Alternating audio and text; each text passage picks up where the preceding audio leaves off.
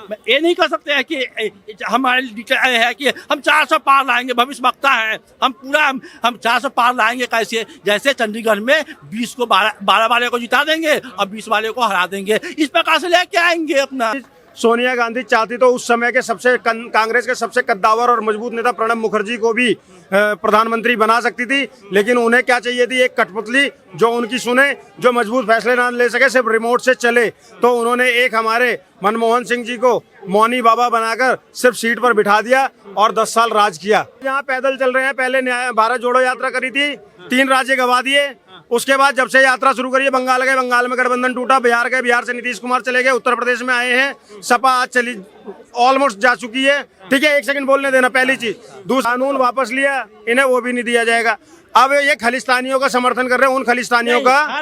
Sir मैं prove कर रहा हूँ, विश्वास नहीं करता हूँ। नहीं, जो क्या वो किसान है जो देश तोड़ने की बात कर रहे हैं, जो कह रहे हैं पाकिस्तान 10 को घुसने में 10 मिनट लगेंगे, बच्चा भी नहीं करेगा। जो भाई साहब वीडियो दिखाऊं आपको क्या कर रहा है? केजरीवाल ने रुक जाओ केजरीवाल ने पेंशन बंद करा दी, लोगों की, बुजुर्गों की पेंशन बंद करा दी। ठीक है, बड़े को पेंशन बंद हो गई, ये पेंशन खोलनी चाहिए केजरीवाल को। ठीक है, देखिए, समाजवादी पार्टी अलग पार्टी है, कांग्रेस पार्टी अलग पार्टी है, ममता बनर्जी की पार्टी अलग पार्टी है। सबका अपना अपना मोरल होता है, अपना अपना। कोई भी अपने क्या कहते हैं, वोट बैंक को कोशिश करता है कि मैं मेरे पास में आए, न कि विपक्ष में जाए। आज मोदी जी के पास, बीजेपी के पास में पहले 2 सीट ही हुआ करते थे, आज 330 सीट है। ये कैसे हुआ?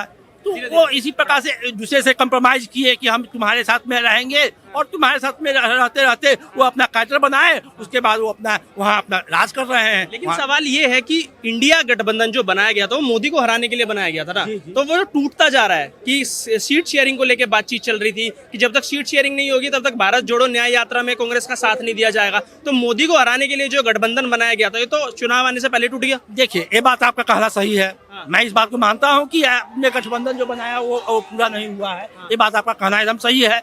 जिस पक्ष उसमें जो मेन आदमी थे, नीतीश कुमार जी थे, वो अपना बीजेपी में चले गए। मुझे ममता बनर्जी कहा कि हम सीट की बंटवारा के चक्कर में 2 सीट देंगे, हम नहीं तो हम अपना पूरा बंगाल अपना मैं खुद रखूंगा। वो पूरा बंगाल अपना ले लिए। अखिलेश जी के भी मनोकामना होगी कि हम पूरा यूपी ले लेंगे। मुझे अब आगे क्या होता है वो तो देखने वाली बात। देखते हैं फिर 2024 को चुनाव किसकी सरकार? देखिए, किसकी सरकार सो नहीं कह सकता हूँ, मोदी जैसे नहीं हूँ मैं जो कि मैं कह दूंगा कि 400 के पार है। अभी मैं कुछ नहीं कह सकता हूँ, वो जनता डिसाइड करेगी कि कब वो क्या करती है। मैं ये नहीं कह सकते हैं कि हमारे है कि हम 400 पार लाएंगे, भविष्य वक्ता है। हम 400 पार लाएंगे कैसे? जैसे चंडीगढ़ में 20 को 12 वाले को जिता देंगे और 20 वाले को हरा देंगे, इस प्रकार से लेके आएंगे अपना। अच्छा, ये बड़े बड़े वादे नहीं करते कि 400 पार लाएंगे, लेकिन कहीं ना कहीं लगता है सत्ता परिवर्तन के फेवर में है। सर सत्ता परिवर्तन अभी ये भूल जाएं, क्योंकि इनके पास अभी मैं अगर इनसे पूछूंगा कि सत्ता परिवर्तन अगर आप चाहते हो तो किसी एक ऐसे नेता का नाम बता दो विपक्ष से जिसको आप देखना चाहते हो मोदी जी की जगह, तो ये बता दें तो मैं मान जाऊं। पहली चीज। दूसरी चीज सत्ता परिवर्तन किन आधारों पर ये चाहते हैं वो बता दें, फिर मैं इनका जवाब देता हूँ। क्या सोनिया के सामने कौन? हाँ, देखिए, ऐसा है कि क्या गोलमोल नहीं, स्ट्रेट जवाब दीजिएगा। जवाब देता हूँ। सोनिया गांधी को प्रधानमंत्री बनाने के लिए कहा गया था, उनकी मेजोरिटी मिली थी, जो गठबंधन था उसको सोनिया गांधी के बनाने के लिए था। क्या सोनिया गांधी प्राइम मिनिस्टर बन गई? नहीं बनी है। मनमोहन सिंह आए, वो किसी को जानता भी नहीं था मनमोहन सिंह आएंगे प्रधानमंत्री बन जाएंगे। वो भी 5 साल नहीं 10 साल रहेंगे। कोई जानता था क्या? कोई कांग्रेस के चाहे कोई विपक्षी के लोग जानते थे कि मनमोहन सिंह प्रधानमंत्री बन जाएंगे? नहीं जानते थे, कोई नहीं जानते थे ना। पूछ रहे हैं कि अभी मोदी के सामने कौन? अभी जिस प्रकार से मनमोहन सिंह आ गए, उसी प्रकार से कोई विद्वान आदमी देश को चलाने के लिए, अच्छे विद्वान आदमी आएंगे जो देश को अच्छे ढंग से चलाएंगे। नाम नहीं है? नाम नहीं है आपके पास? आएगा जीतने के बाद में नाम आता है। इनके पास में, विपक्ष वालों के पास में, खास करके कांग्रेसियों के पास में ना नाम इसलिए भी नहीं होता जो इन्होंने बोला। हालांकि मैंने इनसे वर्तमान समय में पूछा, लेकिन ये वर्तमान की जगह में भूतकाल में चले गए और कहते हैं कि सोनिया ने सीट छोड़ी। सोनिया की सीट छोड़ने का सबसे बड़ा डर था 84 के दंगों वाला मामला, जिसकी वजह से वो कुर्सी पर नहीं बैठी। पहली चीज ये डर था। दूसरी चीज, सोनिया गांधी चाहती तो उस समय के कांग्रेस के सबसे कद्दावर और मजबूत नेता प्रणब मुखर्जी को भी प्रधानमंत्री बना सकती थी, लेकिन उन्हें क्या चाहिए थी, एक कठपुतली जो उनकी सुने, जो मजबूत फैसले ना ले सके, सिर्फ रिमोट से चले। तो उन्होंने एक हमारे मनमोहन सिंह जी को मौनी बाबा बनाकर सिर्फ सीट पर बिठा दिया और 10 साल राज किया सोनिया गांधी ने। आप सोचिए ना, इस देश ने वो भी देखा है, प्रधानमंत्री का लाया हुआ अध्यादेश राहुल गांधी ने संसद के दरवाजे पर यूं फाड़ कर फेंक दिया था। ऐसे आपको ऐसा प्रधानमंत्री चाहिए कि जिसकी उसकी पार्टी का एक मुखर्जी को बना दिया, राष्ट्रपति बना दिया गया था। प्रणब मुखर्जी को राष्ट्रपति बनाया गया था, कांग्रेस पार्टी ने प्रणब मुखर्जी को राष्ट्रपति बनाया था। परिवार सर यही कहना चाहते हैं, परिवारवाद को छोड़ के कब आगे बढ़ेगी कांग्रेस पार्टी? क्या कहे, बीजेपी में परिवारवाद नहीं है क्या? कैसे? नहीं है, है? नहीं है। कहाँ नहीं है तो बता दीजिए। बताइए कहाँ है, किस जगह नहीं है? आप बताइए कहाँ है। हिमाचल में वो अनुराग ठाकुर जी के कौन है? अनुराग ठाकुर का संघर्ष नहीं देखते हो क्या? अनुराग ठाकुर काबिल नेता हैं। अपने में तो आप राहुल गांधी, एक सेकंड सुन लो, पैदल चलने से नहीं होता। एक काम करो, मैं आपको, अरे पैदल चलने से नहीं होता सर। जहाँ पैदल गए हैं ना, जहाँ पैदल गए वहाँ पैदल चल रहा है, हजारों किलोमीटर चल रहे हैं, वो नहीं सर। एक करके बोले, एक करके बोले। पैदल चल रहे हैं तो देश के प्रधानमंत्री जहाँ पैदल चल रहे हैं, पहले भारत जोड़ो यात्रा करी थी, 3 राज्य गवा दिए। उसके बाद जब से यात्रा शुरू करी है, बंगाल गए, बंगाल में गठबंधन टूटा, बिहार गए, बिहार से नीतीश कुमार चले गए, उत्तर प्रदेश में आए हैं, सपा आज चली ऑलमोस्ट जा चुकी है। ठीक है, एक सेकंड बोलने देना, पहली चीज। दूसरी चीज, सिर्फ पैदल चलने से नहीं, मैं चैलेंज के साथ में बोल सकता हूँ, चैलेंज के साथ राहुल गांधी को अनुराग ठाकुर के साथ में बिठाकर एक डिबेट करा लो, दूध का दूध पानी का पानी हो जाएगा। कौन एक नेता है और कौन एक जबरदस्ती का प्रोजेक्ट किया जा रहा है, आपको दूध का दूध पानी का पानी हो जाएगा। मैं मानता हूँ कि मोदी जी बागपटुता में सबसे अच्छे देश के अनुराग ठाकुर की बात हो रही है। मोदी जी तो बहुत ऊपर चले गए, आप पहले अनुराग ठाकुर तक तो आइए। डिक्टेटरशिप में अच्छे हैं, चाहे जो भी नहीं आएंगे उनको ईडी और सीबीआई के द्वारा लेकर के आया जाएगा। अजित पवार को चक्की पीसिंग, लेकिन आजा मुख्यमंत्री बना देंगे, हम उप मुख्यमंत्री बना देंगे। ये फिर से सगुफा छोड़ रहे हैं, ये फिर से सगुफा छोड़ रहे हैं। आज मैं अजीत, सुन लीजिए सर, सुन के जाइए। आज अजीत पवार पे एक जवाब दे दूं, अजीत पवार को फिर भी अगर बीजेपी पार्टी में लाई है ना, तो अजीत पवार इस देश के एक पार्टी के नेता हैं और उन्होंने कभी देश में मतलब देश तोड़ने वाला या गद्दारी नहीं करी, बम धमाके नहीं कराए। आपके जो मुख्यमंत्री जिनका नाम ले रहे हो ना, दिल्ली में अपने दफ्तर में बुलाकर बिरयानी खिला रहे थे, किसको? यासिर मलिक को। आतंकवादियों के साथ कांग्रेस जुड़ी हुई थी। तो आप तो बोलो ही मत सर, ठीक है, समझ गए? आप पॉइंट्स पे बात करोगे ना, हर पॉइंट पे नंगा करूंगा मैं। ये कांग्रेस का सारा दोगलापन यही उतारूंगा अभी। वो मैं ये नहीं कहता, पॉइंट पे बात कीजिए। ठीक है, 370 लगा दिए, जम्मू कश्मीर में हटा दिए, तो वहाँ तो एकदम शांति हो गया पूरा। वो 164 है आदमी मर गए हैं वहाँ जम्मू कश्मीर में, वो 370 के बाद मरे हैं ना, वो दिखाई नहीं देता है ना।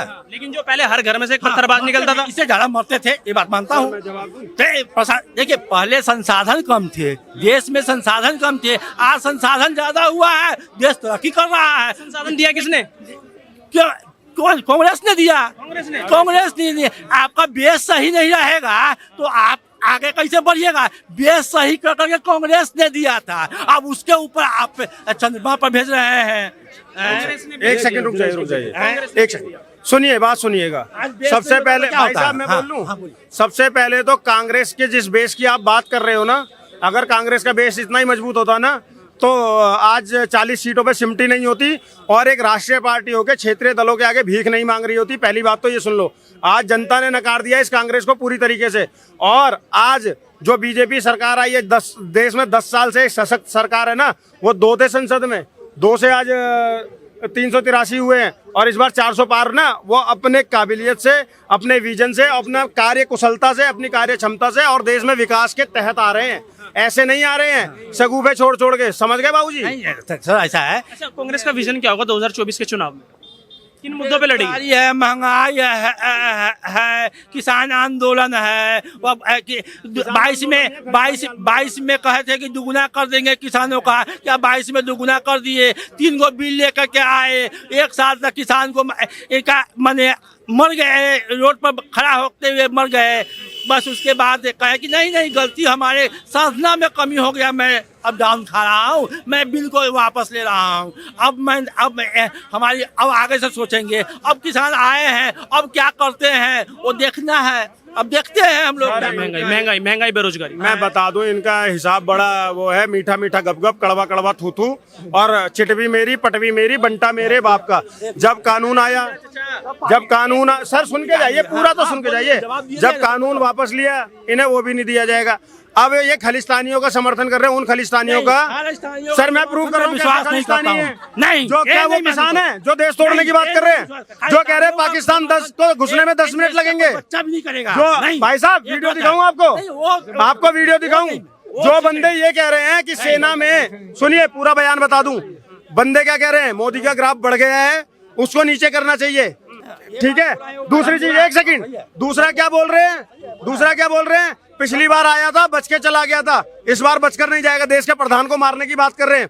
एक ने क्या बोला, 3 साल बाद देख लेना मोदी मिलेगा नहीं, कोई ना कोई मरवा देगा, ठीक है, ऐसे बयान। और लेटेस्ट बयान सुन लो, अभी कल का क्या बयान आया है कि सेना में 10% सिख हैं, अगर वो हमारे साथ आ जाते हैं, विरोध करके विद्रोह करके हमारे साथ आ जाते हैं, तो पाकिस्तान को मात्र 10 मिनट लगेंगे हिंदुस्तान में घुसने में। तो मैं भाई साहब आपको भी बता दूं, सुन लो, एक सेकंड, पहले आप सुन लो, फिर वो खालिस्तानी सुन ले, और देश का तमाम वामपंथी सुन ले। सर सुन लो, इस देश में सिर्फ 6 रेजिमेंट नहीं है, इस देश के 85% अदर भी हिंदू सेना में है, और पाकिस्तान की औकात नहीं है, घुस भर देंगे खाल में। मैं खालिस्तानियों का समर्थन करने वाला, ये किसान नहीं है, ये खालिस्तानी है संधू बॉर्डर पे। वो आतंकवादियों का देखते हैं सारे बयान नहीं है, कैसे देखते हैं सभी बयान?